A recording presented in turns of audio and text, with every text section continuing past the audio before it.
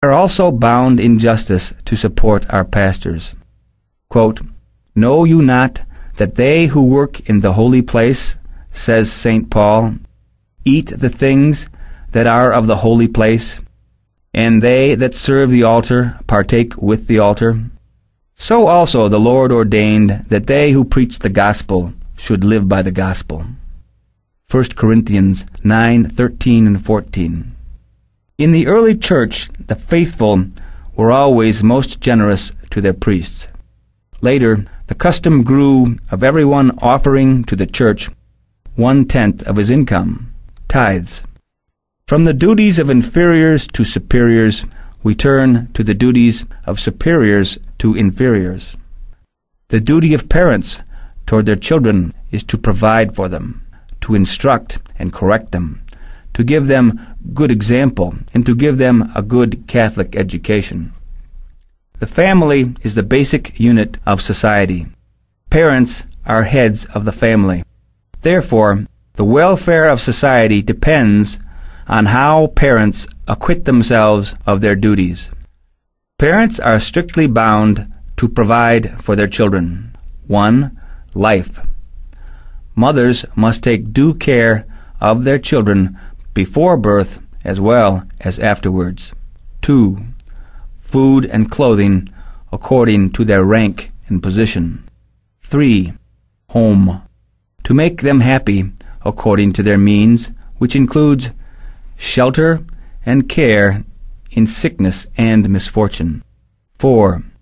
A state of life by giving their children due training and by fostering a religious vocation if it is present. 5. Adequate provision for the future by making a will. Parents are strictly bound to instruct their children. They are the first and principal educators of the little ones. Efforts of priests and teachers will be of little avail without the help of the parents. School is intended to provide a supplement to the education received in the home, not to be a substitute for that education. The most important instruction is in a child's duty to God. This is a parent's sacred privilege and responsibility. Words, threats, and punishment will be quite useless without the example of parents. The home must be the child's first school of fervor. There, he must be taught to love God and hate sin, to say his prayers, and to practice his faith by regular attendance at Mass and frequent reception of the sacraments. He must be safeguarded from all evil influence from outside the home, books, films, companions, amusements, etc. Quote, "But he that shall scandalize one of these little ones that believe in me, it were better for him that a millstone should be hanged about his neck, and that he should be drowned in the depth of the sea." Matthew 18:6. Parents are strictly bound to correct their children in justice and in prudence. Quote, "He that loveth his son frequently chastiseth him." Ecclesiasticus 31. Quote, "Give thy son his way, and he shall make thee afraid." Ecclesiasticus 39. Parents are strictly bound to give their children a good Catholic education. To educate their children is a most serious obligation on parents. Not only should they see that they attend as good a school as possible, but they must assist the teachers in every way.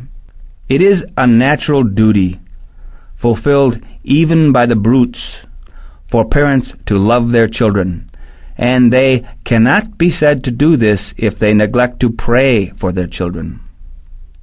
Under this commandment also comes the prohibition against joining secret societies which plot against church or state, and also those which, by reason of their secrecy, are condemned by the church. Among these would be the Freemasons, the Odd Fellows, and the Communist Party. although this last may not necessarily be a secret society. The Freemasons are really a body professing a false religion.